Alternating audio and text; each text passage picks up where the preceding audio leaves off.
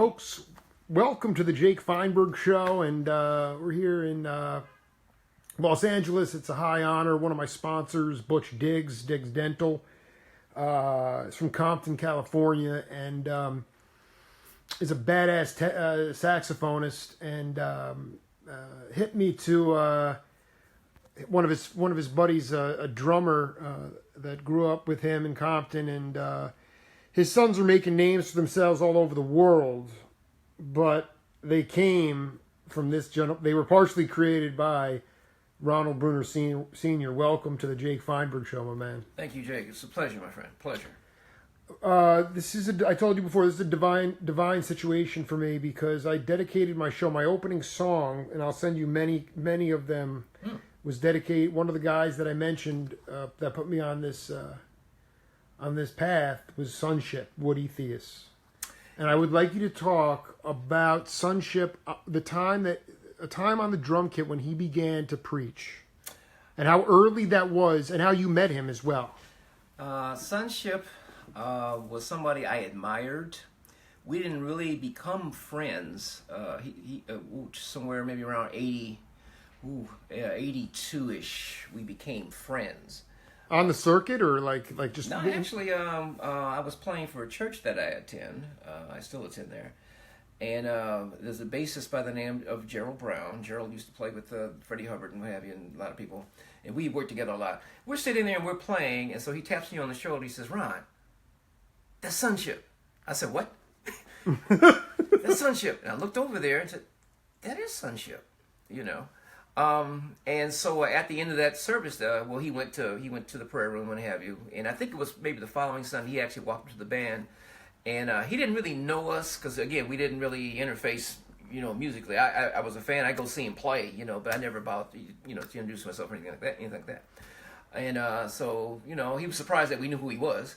That I knew he was, and so we became friends. It was around 82-ish. Sure, but did you see him preach on? Yes, I want you to talk. This dude. Yes. You listen to these Woody Shaw albums Yes. that he's on, and it's beyond cosmic, the rhythms that he was creating. Yeah. I want you to talk about a transcendent experience on the bandstand. Yeah. Where he began to preach. Well, I saw him the night I saw him do that was at the Lighthouse here in L.A. And the year had to have been 79-ish, I'm going to say, around 79-ish. And I later found out that what he was preaching from was called the Urantia book. That's what it's called. And he was playing with Eddie Henderson that night. Really? Yeah, Eddie What's Henderson. the Urantia book, by the way? The Urantia book is, in cultic lingo, it's called the Revelation of Melchizedek. And Melchizedek is a Bible figure who's mentioned one time in the Bible, once. And somehow someone has come upon a whole volume of information based on maybe 2 paragraphs about him that's mentioned in the Bible. But it's called the Urantia book. That's what it's called. And so he was in the middle of a drum solo. And one thing was real cool about him, on that night, he was standing up. He arranged his drum set so that he could stand up. It was a light blue, I believe, Sealands. Yep. Slinging a purple kit. Swirl. Light blue swirl. And it had like skull and crossbones on it, or like strobe lights on it. It had strobe lights. It had black lights. It had black lights. It had black lights on it. Yeah. It was painted with neon paint. Now, the bass drum head was clear, and inside the bass drum, he created a styrofoam model of the universe. So every time he hits the drum, the planets would just wiggle. Yeah. So I'm sitting there like, yeah, ship, yeah, And and that was before you met him personally. I met him. So you saw him at the Lighthouse playing. Yeah. I'd seen him in Compton. I'd seen him around town playing a lot. This is like maybe the first time I saw him at the Lighthouse playing with somebody. What was he like? As humble a cat as he was, where would you rank him in terms of spiritual drummers? I mean, Tony Williams, but I mean, to me, he was doing patterns that. Can you just, as a drummer yourself, Yes. what was inspiring rhythmically that he was doing? What impressed me about, again, my upbringing might be a little bit different. Is a little bit different. But what impressed me about people like Tony and people like Sonship and the Billy Cobhams, the Jack DeJohnette's and so forth, is no one played like that. Where'd you get that from? You know, who taught you that? You know, and basically no one. It's just, you know, again, prodigy. You know, allowed to do and allowed to find your own way. Being self-taught, but with Ship. So Ship, I didn't mean to cut you off. So the planets would circle, would spin around. Yes. Yeah. Oh well. Anyway. Yeah. So Eddie gives him a solo. So he's taking a solo, and he just cold turkeys just stopped right in the middle of a phrase. The planets, the moon, and he just started talking. And that is fantastic. Are you able to do an imitation of what he did? I could not. I don't know. But was he quoting verse from the scripture? He was quoting from the Urantia book. He was like he had memorized a couple of passages from the Urantia book. Now I didn't find this out what it was until later when I met him and we became friends, and he told me what it was. Unbelievable. So then you connect with him. Yeah. We actually our church had what they call a men's conference, or men's, what they call it, advance, and we went to San Diego. So he and I, by divine appointment, wind up being roommates. So all we did, man, was we talked all night. All night. We talked into the next day. We went to the meetings in the morning, had the breakfast, and we talked, you know, and Were you even talking music, or is it all just cosmic? No, life. Just life. The path he's been on. He explained to me how he got the name Transcending Sonship. Can you explain how? Because this is my show has lived and died with Ship, man. I mean, I kid you not, man. And there's a reason why we're all. I mean, I'm sitting down the street from 5 years ago when I promoted this concert for the late great Gene Russell. So, Transcending Sonship. Yeah. Please tell me how he got that. The story was he had taken acid, and he said so when he was on this particular trip, that he was visited by God, and he saw Jesus on a crucifix, hands outstretched, nailed, you know. Yes. And he said he was looking at it, and he said these beams of light came out of his hand and hit him, and Jesus said to him, "Your name is now Transcending Sonship." That's what he told me. And I'm just kind of sitting there. I have no problem believing it was from God. I don't have that problem. Based on what I believe I understand about God now, you know, I'm actually a pastor now as well. You're a pastor? I'm a pastor. Can you explain to people out there that are trying to square the circle with in terms of doors of perception and altered states of consciousness, how you can accept what he said to you? Because it's profound. You know, for me, this is profound. Well, the aesthetic, you're on acid. You couldn't have heard from God. That's the aesthetic. All right? That's a mentally altered state. You're you know, I never did acid, but I have friends that did. I was pursuing acid at one point in my life, and I never got a hold of it. The drug dealer had flashbacks. So his friend called, said, "Don't come over." And the guy's screaming in the backyard. I'm like, looking at my buddy, we probably shouldn't do acid. You know? But so he didn't have a direct contact with God. No, because he was not in a pure state. Well, but here's the thing. See, you can't limit God's reach. You can't limit God. Just because you're zonked out of your mind doesn't mean he can't talk to you and bring some clarity to where you are in that moment. Dig. Okay? Yep. So, based on you saw Jesus on a cross. I don't. That doesn't sound like a devil. Okay, you saw Jesus. You identified that guy on the cross as Jesus. Then you know, as the traditional pictures show him, his hands. He was impaled on the cross, hands stretched out, nails. And so then he said the light came and hit from the hands and hit his eye, hit him. Okay, that's spiritual. Then the message was. Now transcending though, and then he gets. What does that mean biblically? Because his rhythms were transcendent, but Jesus, I don't think was speaking like that. But I would say this. Yeah. I would say this. He was like that. He was already playing in these other nether zones before that experience. Okay, that's my opinion now. Okay, he's not with us now, but all that he shared with me that particular week, and then his wife and my wife became great friends. So we saw each other a lot and talked a lot.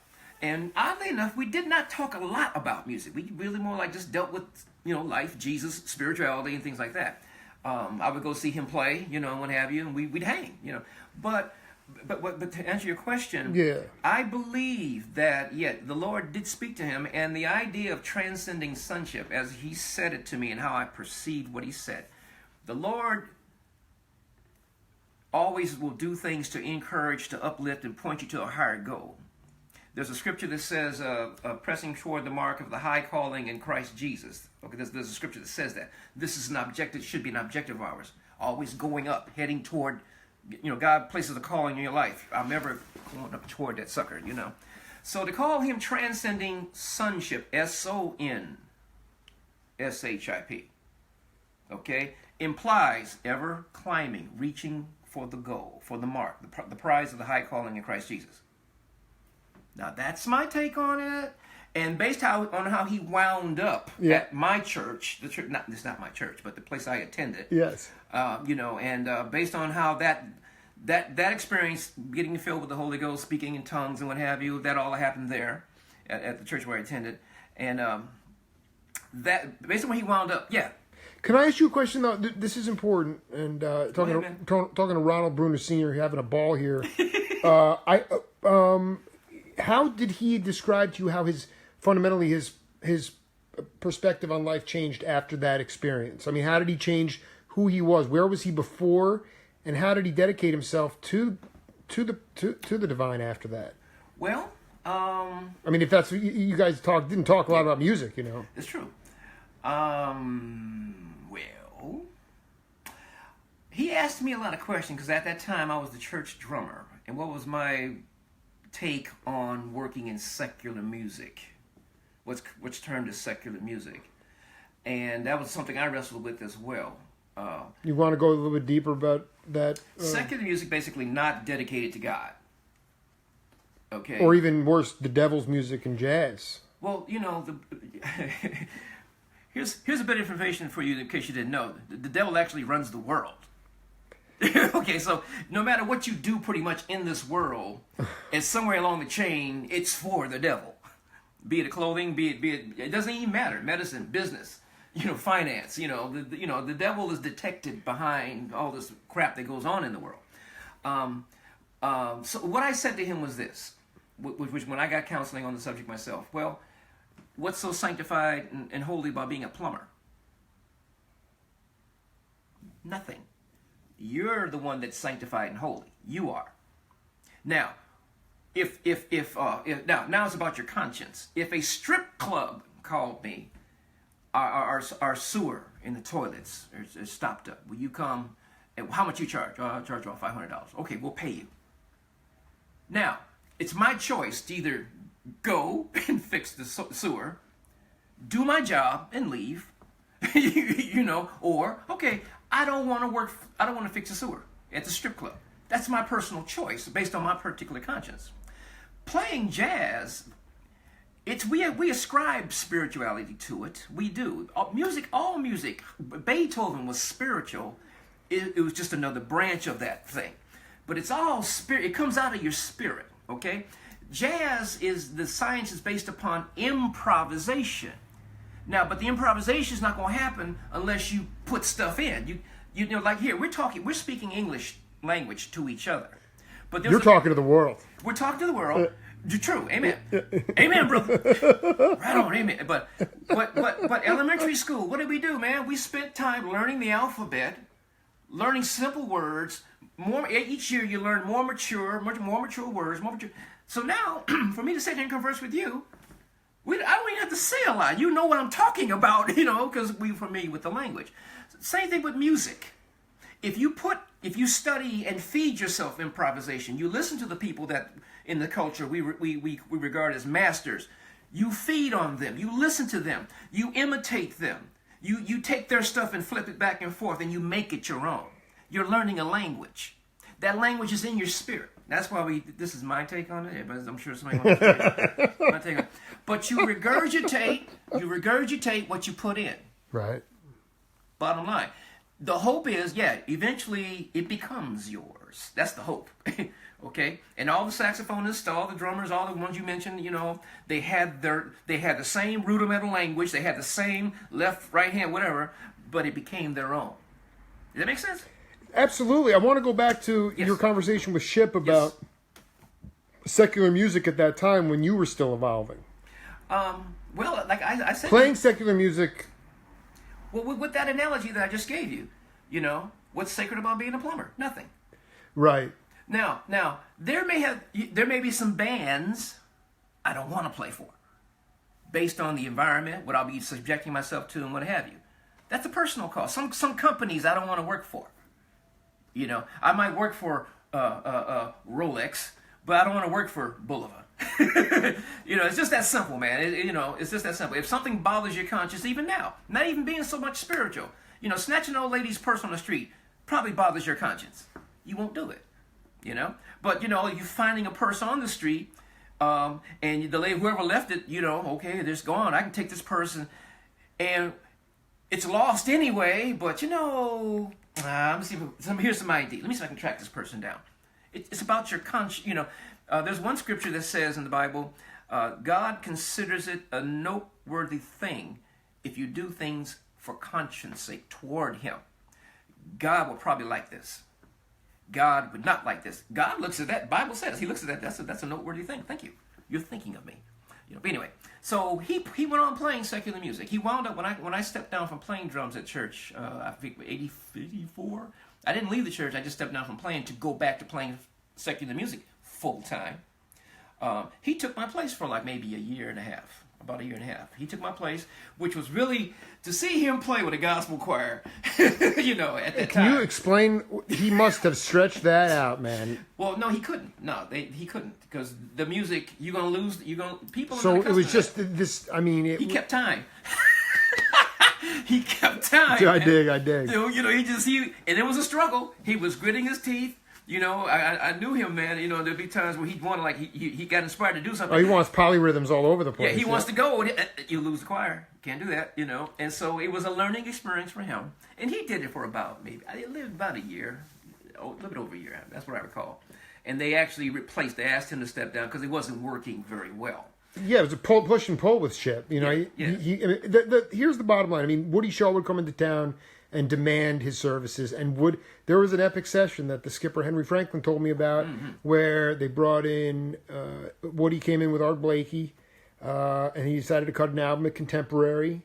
It was George Cables, the skipper, Manny Boyd, and Ramon Morris, and they brought in a drummer. First day, Woody's like, no, not going to cut it. Skipper's like, I'll call Ship again. This is like 72. Okay. And and call Ship, no answer. Next day they bring in another drummer. Woody said, no way, I can't. I want Ship. So Henry calls him again, and no answer. Third day, another drummer comes in, same thing.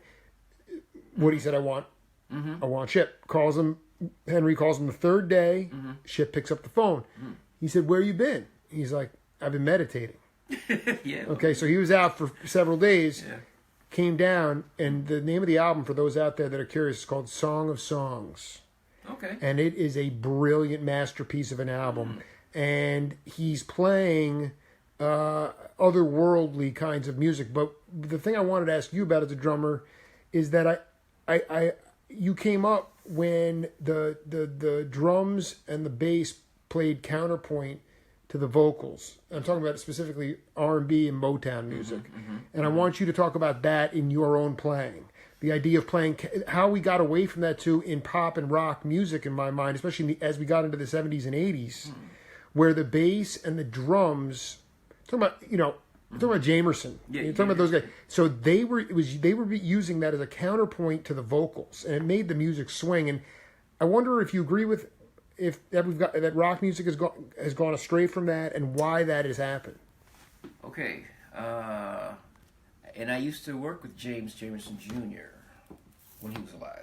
He's no longer with us either. He left. A few left years us. ago. Yep. Yeah, he left a few years ago. I'm not sure the exact date. He was the same age I was, But my first few weeks with the Temptations was with him. James Jamerson Jr. and you with the Temps. Yeah. 76 or so? 70, that would have been 76. 76. So you knew what you know about that counterpoint to the vocals. Yeah, but bottom line, James Jameson Sr. was a jazz bassist. That's right. You're 100% right. That's it. You know. He considered himself a jazzer. Yeah. He wanted to be Paul Chambers. Yes, that he played that way. He just had a Fender. You know. All that 60s music. You have to follow. You have the information feed is important, and what I mean by that is this: you and I, you're younger than me. We grew up in a specific time period. Okay, in my time period, I caught the tail end of what you just talked about. I was a kid when Motown was in its heyday. I was a child. Okay, And your primary learning medium was auditory. You were taking it in through the radio. Right here. Autodidact. Yeah, and I was a rocker.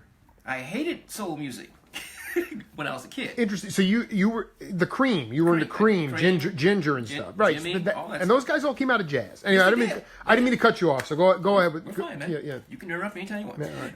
We're fine. But so when I got the Temptations job, I had to study Motown music for we playing those hits and what have you. So now I'm studying the music. Like I said, those cats they were jazz. They would do Motown sessions and go do hits at the Baker's Keyboard Lounge and what have you. They go play jazz gigs at night, you know, so play all night, sleep 2 hours, and come to the studio to go to work the next day. Absolutely. Okay, but they had, but even like the Count Basie orchestras and so forth, that was the dance music of the day. It was swinging. That's how they played. That was the dance music of the day. Well, as time has progressed, dance music and rhythms change. And basically, let's jump. Let's jump from Jameson to I want to say Louis Johnson. I'm gonna say Louis Johnson. Mm-hmm. Okay. Slap, slap, slap, slap, slap, slap, slap, slap, slap, slap, slap. All right. There's a swing there. There's a swing there. It's a little bit more on the beat, but there's a swing. It's swinging, or else it wouldn't be funky. It's just James Brown. That music swung, man. Right. You couldn't play.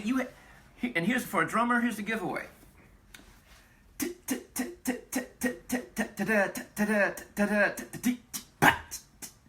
swings. Steady eighth notes. It swings. Now, I don't know if anyone's ever related to you that way, but that's something drummers learn early on. Whether it's funk, whether it's bebop, whether it swings. But what's interesting is that you did not. You had to woodshed the Motown music. That was not something that you would. Yes. Which is interesting. You gravitated more to rock. Yes. So it was a Little Richard rock, or was it Elvis? I mean, what? Oh man, we're talking about British invasion. Okay, so psychedelic British, John Mayall, blues, and that kind of stuff. Yeah, Beatles, the Who. What did you get off about those drummers, Ringo and those guys? Ringo's a special case. Yep. But when I saw the Who, I saw the Beatles come to America on TV, 64. I was in second grade. Second grade. The year 65, the Who came and performed on the Smothers Brothers TV show. And here's Keith Moon. Big giant drum set. They're playing loud. They got some crazy costumes on. And at the end of the song, the stage blows up and he kicks the drum set over. And I'm like, whoa. Let alone you even had the money. You gonna buy another one? What are you gonna do? Mom, look at this. He kicked the drum set over. Maybe I can get it. You know, something. But he was destroying the furniture. He was destroying the furniture. You know, I was like, man. But he also crushed he was kicking it on the drum kit too, though. Yeah. He was just, it was about that tune was about destruction. Yeah. And also the Vanilla Fudge. Carmen Apiece. Yes, sir. A dear friend of the Jake Feinberg Show. I've interviewed Carmen. Great cat. I saw his picture on your. I mean, a great cat, and played at the Goodfellas Club in those mafia clubs. Man, he was. I saw him on the Sullivan Show. I saw Vanilla Fudge on the Sullivan Show. What do you like about Apiece? He was solid. He was a showman. Sticks are twirling. And he had a unusual setup at the time, double bass, big single tom in the middle, and whatever. So now don't get me wrong. Yeah. Don't get me wrong. But for a young black kid in Compton, in back in the day, black bands weren't doing that like that. I know Louis Bellson played with Basie back in the day, and there was the Rufus Speedy Jones, he probably did that because Louis did it, what have you. Louis was the first person to play double bass, actually, as far as the history goes, But at the time they weren't doing that. Exactly. They weren't doing that. He just did something different, and he could play and back it up, So to see these bands on television, I didn't see that many black groups on television at the time.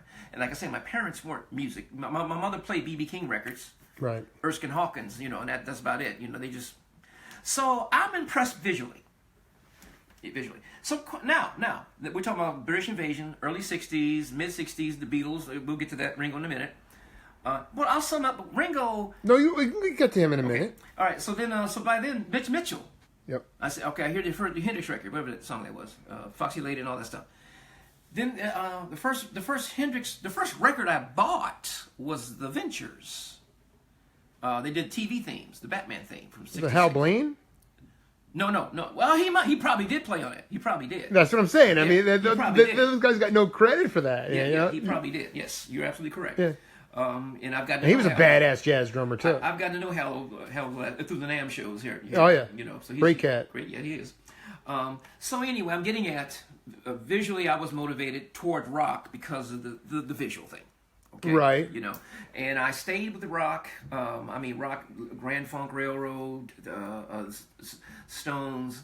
All those bands from '60s and '70s. I got in the horn bands. We got around to the '70s horn, Blood, Sweat, and Tears. Chicago, Mandrill, Cold Blood. What about Lenny White? Lenny White, I didn't get hip to Lenny White until... Return to Forever? Or? Yeah. Well, until Return to Forever. Now, I later found out, that's him on that Red Clay album. That's bless you, Lenny White. That's this guy. I didn't know that, Right. I didn't start studying jazz. I didn't start studying jazz until I got in college. I want to change. I want to ask you something about Compton and the. I was interviewing Steve Swallow, the bass player. Yeah. Okay, and he was from New Haven, and he went down to the ghettos in New Haven in the late '50s and played with Junior Walker and T-Bone Walker and with the blues and the jazz are right alongside each other. But in Compton, can you talk about the ghetto of Compton and basically juxtapose that to the music and the culture of the ghetto today? Okay. Ghetto primarily defined as an area where a minority lives. What I'm getting at is that there were black newspapers that covered the music. I'm talking to Ron Carter. Yes. Okay. Yes. What I'm saying is that there was a sophistication to the culture. Yes. Not a repression. Gotcha. Not sort of a. So I'm just trying to. I'm just trying to get peeps to. I don't know. I'm asking you. Okay. Juxtapose it because you and Butch came from that area. So the neighborhood I lived on the corner of 118th Street and Wilmington Avenue. That little community is considered Willowbrook. Watts was to the north. If you crossed 2 blocks down, crossed Imperial Highway, Watts is to the north. And then if you went, then my community was Willowbrook. And if you crossed, when you crossed Rosecrans, you're in the city proper of Compton, the city proper. I was born downtown Compton. I lived in Willowbrook, which was a suburb of Compton. Okay. My corner growing up was, my neighborhood was a red light area. There was prostitution, there was dope, drugs. I lived on a corner house. One corner was the cleaners and the liquor store. There was a church on that corner. And this corner here was a service station owned by the Neals family. Now, what was unique about the Neal family? And right behind the service station, the property that Mr. Neal owned, so it was a hot dog stand. Service station, Texaco service station, hot dog stand, and then the Neal's property, the house. Now, they ran their businesses, and in the evening, they had a son that was literally handicapped. Literally, he was in a wheelchair bound. But they had an R&B band called the Handicappers. Everybody in that band had something going on. Now, I would sit on my porch. That's ridiculous. Yeah. So the hot dog stand had a jukebox which would play all day long, mostly the R&B of the day. So I heard it all day long. Then at nighttime, the Handicappers would rehearse. And I'd be sitting on my porch, jukebox, handicappers. So whenever the jukebox stopped, they're still playing. I'm just hearing music. And then on a Thursday night, the choir's rehearsing at the church over here. It was constant noise, music rather, all the time. Not noise, yeah, man. So I'm sitting out there, I want to hear something as Mom's sitting on the porch, and I'm just sitting out there drinking my Kool-Aid, taking it in. That was the neighborhood I grew up in, okay? I went to a parochial school, a Seventh-day Adventist school from 1st to 8th grade, which wasn't really about music per se. Then so when it came time to go to the academy, which was the 9th grade, I refused to go to the academy. I wanted to go to public school, which had a band. And so that was my first foray into playing with a middle school band. Right after that was high school. First year of high school, we went to Butch went to our mutual friend Butch went to Gardena, I believe, was it? Yeah, I mean, you would say that because again, you started to get into traps in college. Is that traps? No, I played the drum set from like 2nd grade. So the idea of what I'm getting at is how the music brought the community together. If you feel that way, community. Now that's an interesting question. It's just even though you were not you were playing, but you were, So in a more general sense, what did music do for the what community? was the significance to the culture? Okay, music, like the saying, art reflects culture. Art reflects culture. Then it kind of dovetails over on itself. It rolls over on itself, and then the art becomes the culture. Okay. Those years, Watts riots. I remember the tanks riding down my street. I remember watching the stores right around my neighborhood burn. Army tanks running down your street. It was the National Guard tanks. It's the same thing, but National Guard. I'm in my front yard, and the guy's in the tank. I'm looking at a tank, and he's riding by there. Please stay in your houses. Stay in your yards. It's not safe. He's giving warnings. Stay inside. And so I'm like, okay.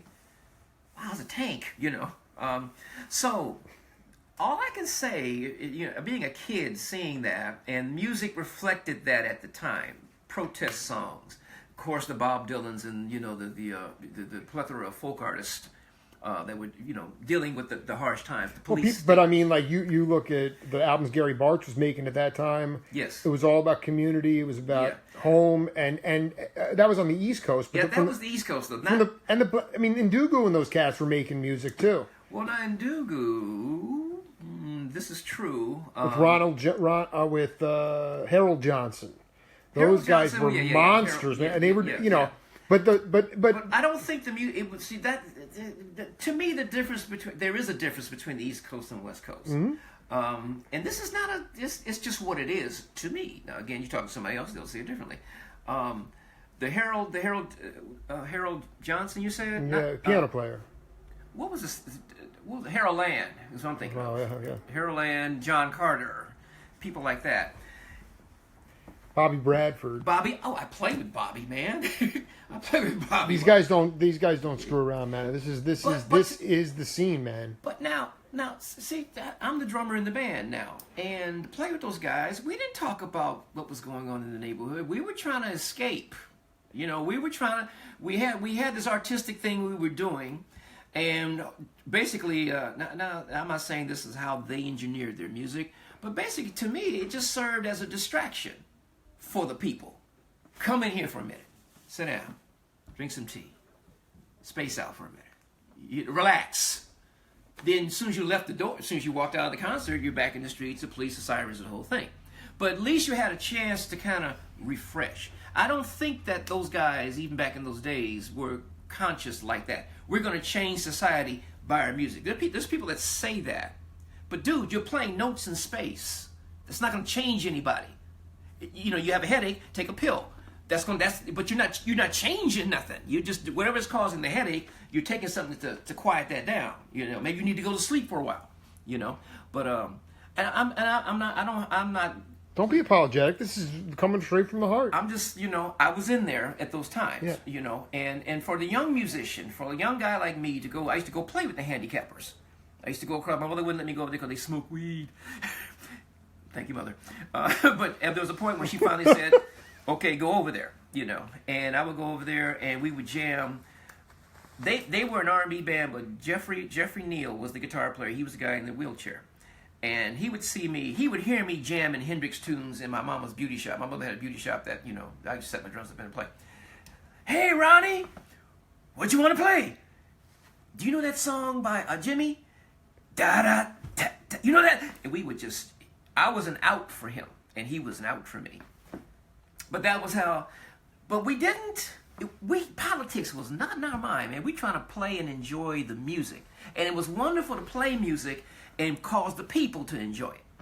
When people are happy, dancing, looking at you like, thank you, we appreciate that, but we're not playing per se. Now, it's one thing if you, like Gary and East Coast. Gary Bartz, to write a record,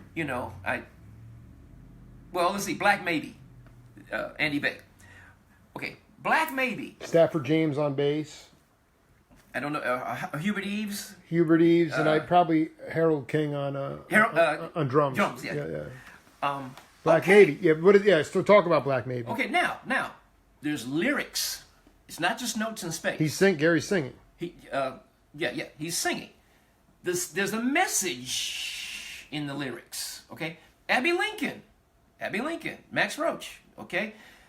You're singing to me. You're saying something to me, as opposed to me just blowing my horn at you. It's a language, but you can take my notes and ascribe whatever you want to it. You can ascribe God to it. You can ascribe the devil to it, because it's notes in space. That doesn't take away from the intent of the individual. But you're just playing notes to me. I don't know how you feel right now, man. But you was jamming. Y'all was getting down in that sunship, man. Where you at, man? But I'm gonna walk out of there. Okay, there's the police. Okay, here we go. Yeah. The white man, it doesn't. That's my take on it, man. What did you know Sarita? She played with. She sang on one of Gary's records. Sarita. Sarita. Yeah. Yes. Yeah. Know her very well. Yeah, that tweaked your memory there, but yes. Because Sarita Wright. Yeah. Yeah. So, can you talk about just your understanding of the significance of how the drum came here through diaspora and ultimately at Congo Square, the significance of the drums to the slave. I've done quite a bit of work on this, and I also realized that the Native Americans, before slave trade, there were plenty of black-skinned people here. There were plenty of Native Americans here, okay? And they always learned to trust themselves, and actually a lot of the slaves were able to run away to Native American camps, and they were included there, and as a result, a lot of rhythm came from that. And I just wasn't sure how much you were when you got hip to all that history, and how strong that lineage is today, do you think? It's funny you asked that question. Yeah. Here's why it's funny you asked that question.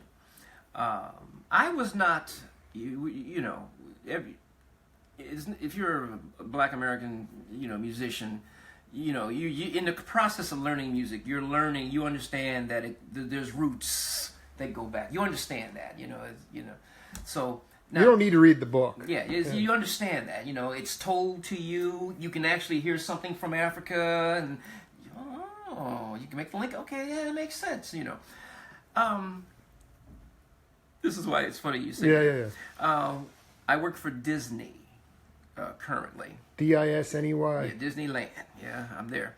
What do you do for them? Just to let the audience know. I am a musician. I play drums for them. I've been there 20 years as of this date, and I've Disneyland band, assorted sundry small ensembles. Mostly concert band ensembles. We've had second line bands over in the New Orleans Square. And the thing about Disney and its music, Disney and the culture of music at Disneyland. Currently. The thread throughout. Yeah. It has to be authentic. So, in other words, if we're playing second line music, it has to be authentic. So they had people come in from Louisiana. You basically sit down and educate us on how to play the second line drum group. And I'm looking at him like, really?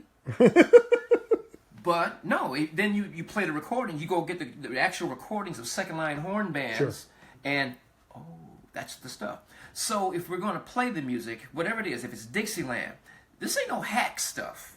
I won't mention names. I had a friend who got hired to play in one of the Dixieland bands that was there. Once he got hired to be the sub, he was a sub now, not taking the chair, but the sub.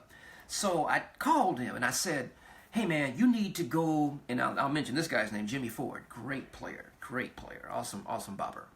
I should turn you on to him. Jimmy Ford, he plays Dixieland. It's an art. But it is an art. So I told this friend of mine, I said, you need to go watch Jimmy play Dixieland. My friend's response was, oh, Ron, I've played Dixieland. No. You haven't played Dixieland. You played that hack stuff called Dixieland. And so he never did. He subbed in the park maybe twice, and we were banned from calling him. Okay. Disney's serious about the music. Now, I got hired. My first foray into the band, to the entertainment organization there, was through the Lion King Parade. The Lion King Parade had authentic djembe players. Okay? These are, Southern California guys. One guy was French. He was black, but he was French. I just forget his name. But these guys played the goatskin drums, man. They played the goatskin, wood log, rope tied, the whole thing. I'm playing a Remo, American-made djembe, And when they should not have hired me.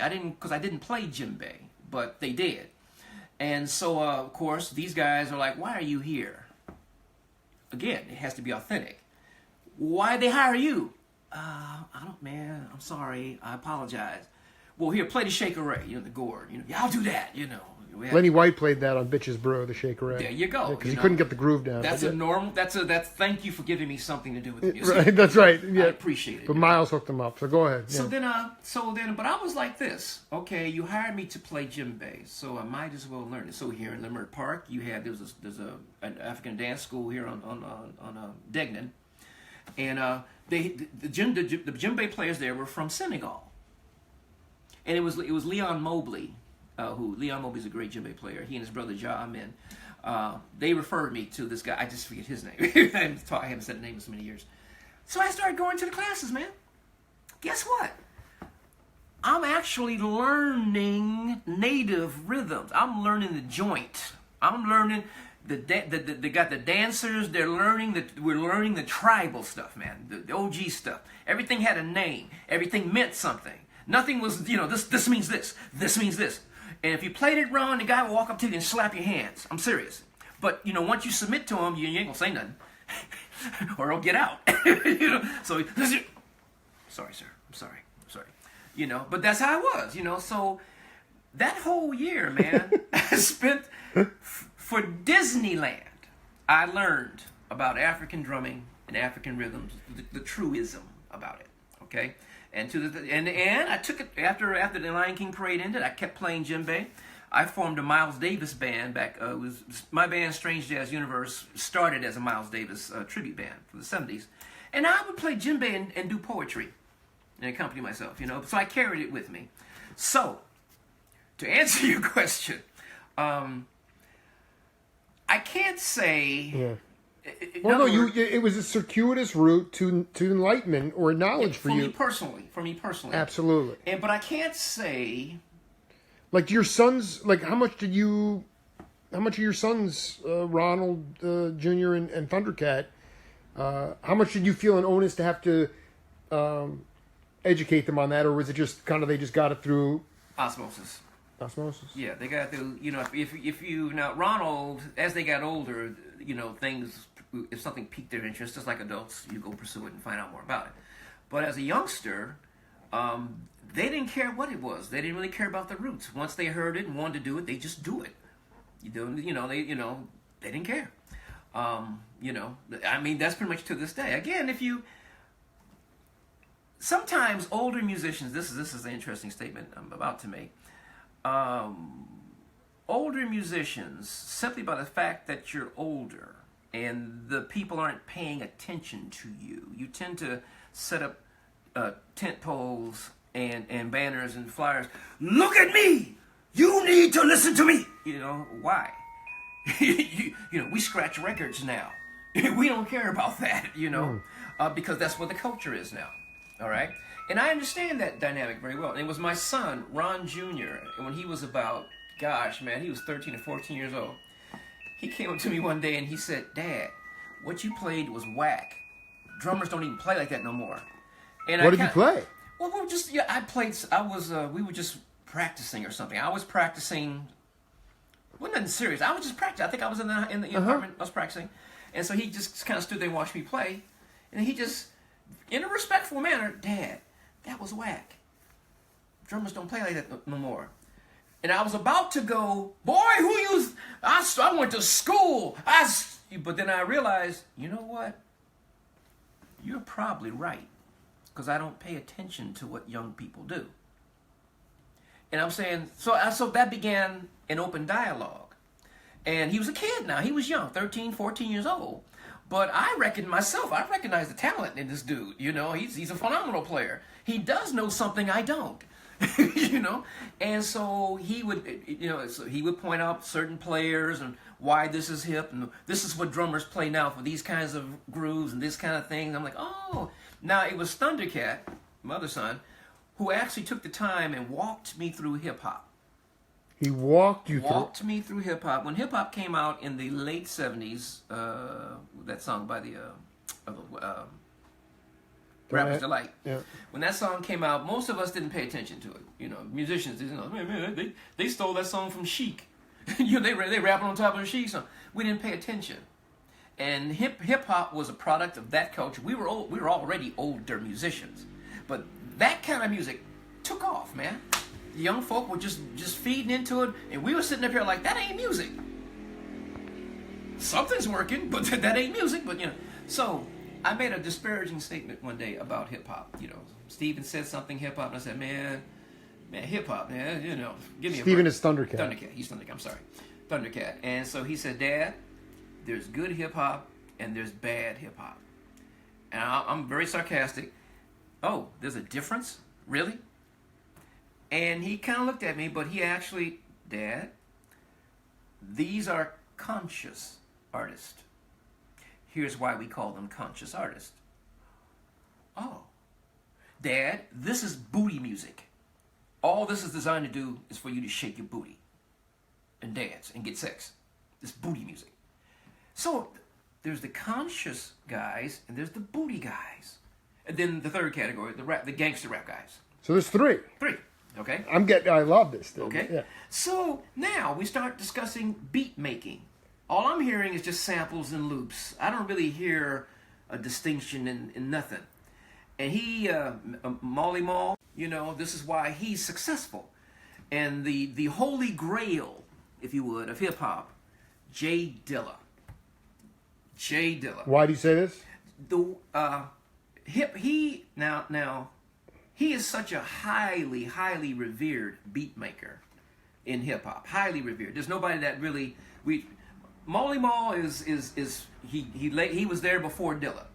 He laid the foundation, but Dilla came along and brought some other. He made the drum machine sound human. That's hard to believe, but he made the drum machine. He put a spirit to it. Okay. And Steve. So his spirit is strong. He's able to make a machine a human. Juju was strong, man. Juju. But no, I want you. This is important for me. How did you start to delineate between the beats? Like when you could tell the difference between a beat.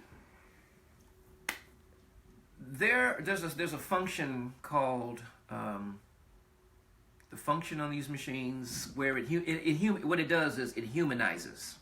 Is that the name of the function? No. It's sorry. I'm thinking it'll pop in my head in a minute. But what the function does, it humanizes it.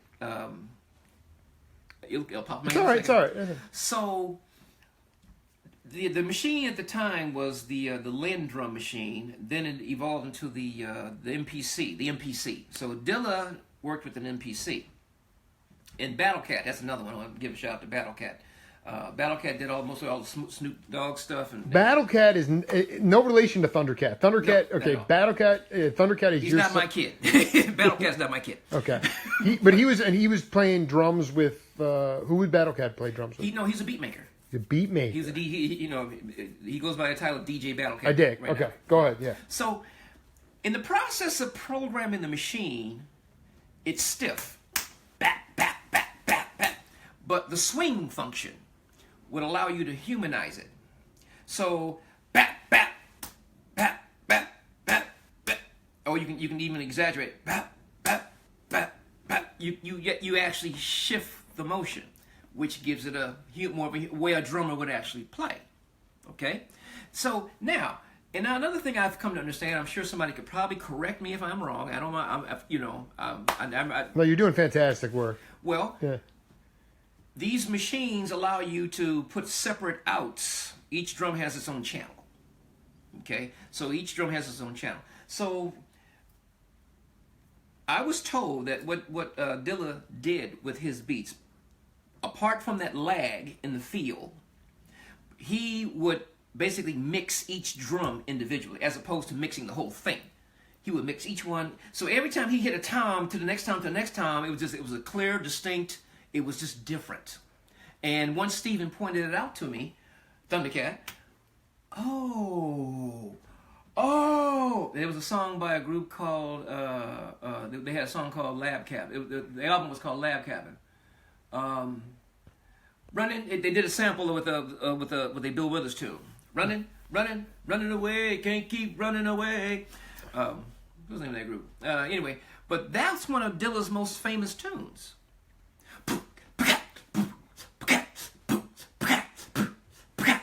You know, it's just the feel of that thing. Now, his group that Dilla, we have a discussion about Jake Dilla. All respect and love. No, dude, this is fantastic. I wish I knew more about it. Well, Dilla's group was called, they were based out of Detroit. Okay, these names, people will chime in. Yeah. My brain's is going. But his group was, a village. A slum village was the name of the group, which made Dilla famous, which, put his music out there, put his beats out there. So when he passed away, this is an interesting note. When he passed away, it was about the time, he died of lupus, but it was about the time hip-hop had been done that way for so long, the hip-hop artists wanted to have live bands, but there weren't live musicians that could play that way. So they started doing these when he died, and I believe his mother had the same ailment, so they started doing J Dilla tribute concerts around the country. And what they did, the three musicians they called was Robert Glasper, Thundercat, and Chris Dave on drums. How long ago was this? That would have had to have been, Jamel, my third son, Jamel, he's 22 now, he's a musician. He had to have been about 10 years ago. Interesting. Yeah. So how did it translate out with those cats? Well, Chris Dave, in his own words, Chris Dave, very dear friend of mine, in his own words, he saw the light, and so he bought Dilla's records. Dilla didn't have a record deal. So what Dilla did was he put all of his classic beats on a set or several volumes of CDs, and you just buy the CDs, he got paid. So Chris Dave got all of Dilla's beats and treated them for a drummer. We have to study independence exercises. So he took those beats, which they're not naturally the way a drummer would play something. They're not naturally. The bass, there's a lag between the bass drum and the snare.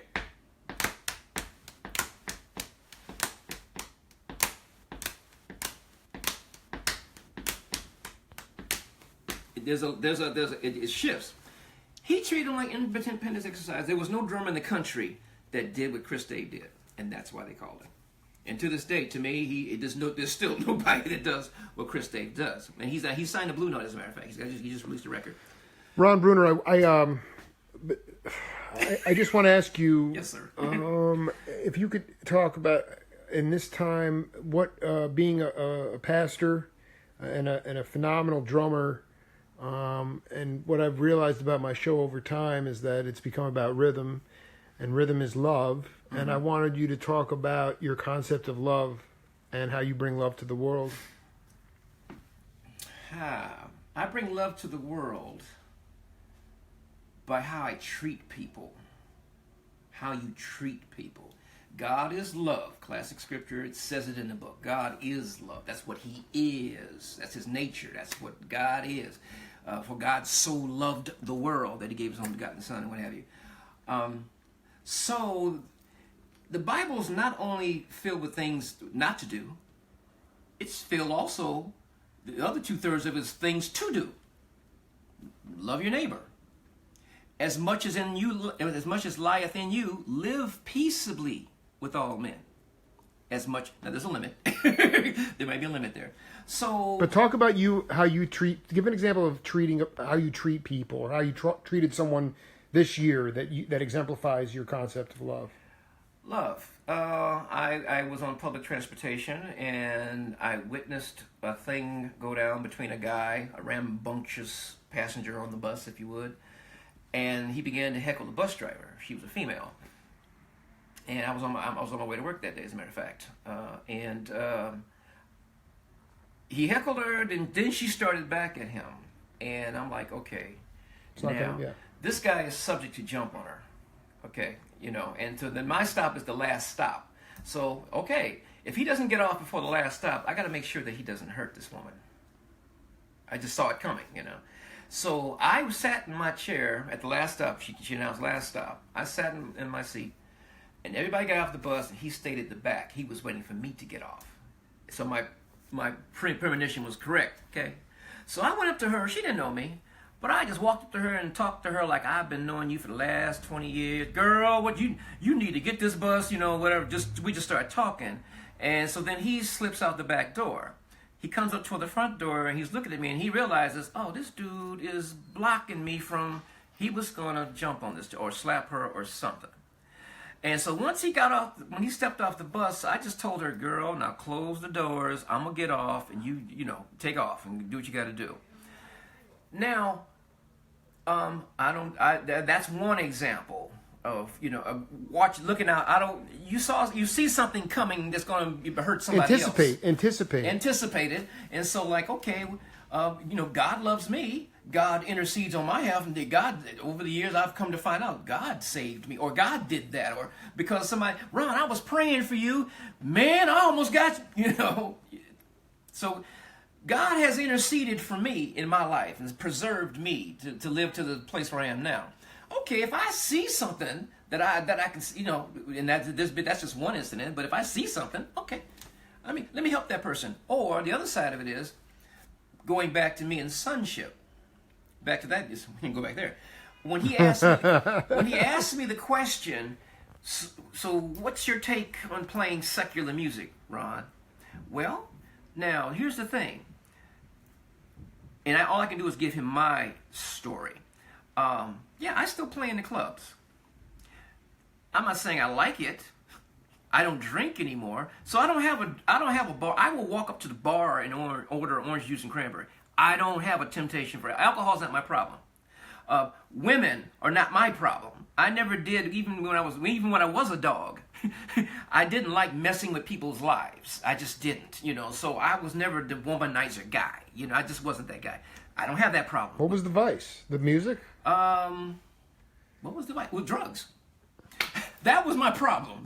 But I'm free of that now. Good for you, man. So I'm just going to work. Where's the work at? It's at the so-and-so lounge. Okay. All right. So now, if I say I'm a follower of Jesus Christ, people are they're expecting certain things. Now, not all those things may be realistic, and a lot of those things are misinformed. No, Jesus didn't say do that. Now, if you get in my face again, well, the Bible says, somebody does you wrong, you let them slap you on the cheek, but he didn't say what to do after you slap him. Turn the other cheek to him.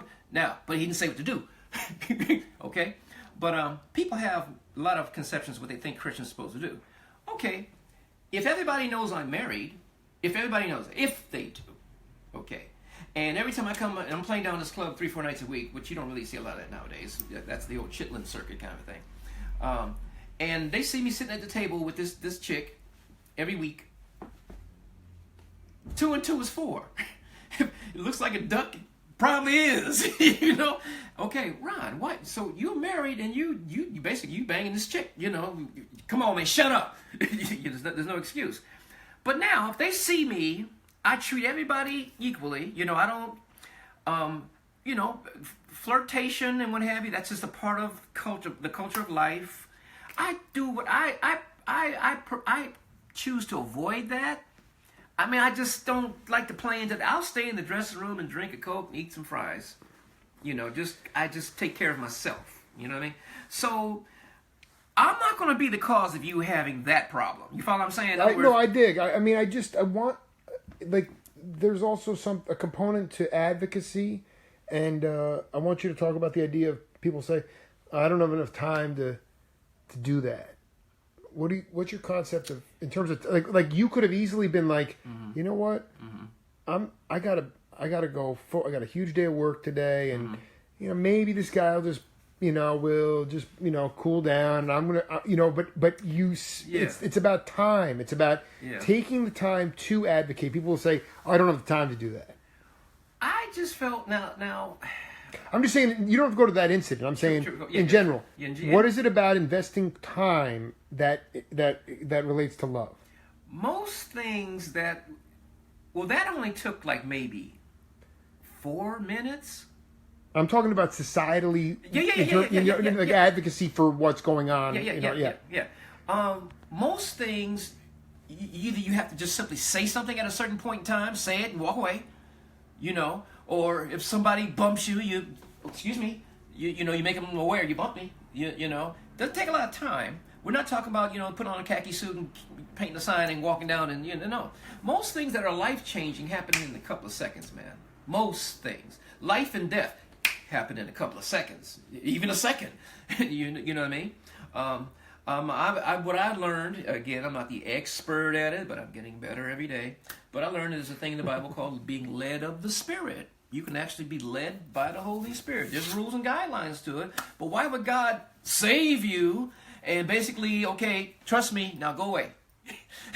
That's, you love me, right? What would parents, I mean, I have raised kids. They ask me questions all the time. To this day, Dad, so he's the same way. I'll give you some guidance. Now, and I'm not the only one. But me, there are parents, I know where you're going, I gave you the advice, but I'm not going to tell you I'm going to get in the car and drive around the other side and park across the street and watch you. God does more than that, okay? He'll be involved. I have learned, man, when I get that little gut thing right here,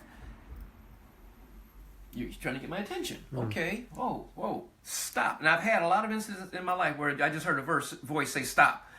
and I missed getting hit by a car. Just little things like that. I've learned to pay attention to that, But I've learned, I'm a pastor. I'm an older pastor, a younger one, just starting to work. I do a Wednesday night Bible study here, and what have you. But what church is that? We don't have a name yet. Okay, right on. It's just a Bible study. We're just it's okay. Yeah.